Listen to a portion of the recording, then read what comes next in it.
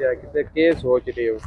जनाब मैं देख रहा वहाँ कि देखो माशाल्लाह कितना अच्छा काम हो रहा है। सानू तो प्लाट लभना या नहीं लभना वो तो बाद की गल है, वो तो नसीबा नहीं लभना। सरकार जदों आमने एक प्लाट दसदे भी इत्थे दूए जगह ते जे पहाड़ ही पहाड़ ने, पर बाकी सानू कुछ शै लभे ना लभे तुहानू दस छोड़िए कि मिट्टों दे विच शेर, चीते, भगयाड़, लगड़, हाथी, सप, पता नहीं केड़ी केड़ी शै आ रही है। वो किकन अब दिखाओ जी जरा पिछे। ए तो को पिंजरे बन रहे वीआईपी पिंजरे बने बाबा जी।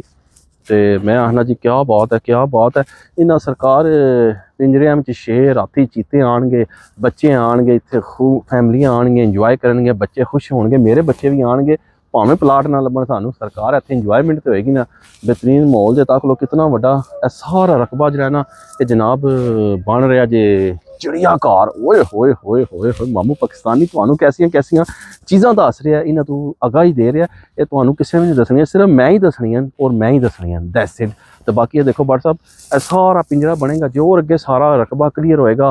तो इत्थे आओ बच्चों लैके इंजॉयमेंट करो। तो सरकार मैं ना क्या बात है, लव यू होएगा, बच्चे भी खुश, तुसी भी खुश, तो असी भी खुश। शायद तुसी तुहाडी खुशी दी वजह सानू इत्थे प्लाट लभ जाण जल्दी जल्दी, तो फिर असीं इत्थे अपना मकान बनाइए बेहतरीन या। तो अपने बच्चों ने उत्थों दौड़दा ही असीं इधर लै आइए पार्क वाली साइड। तो कैसा लगा मेरा प्लान? तो लव यू होगा, वीडियो नू वायरल करो।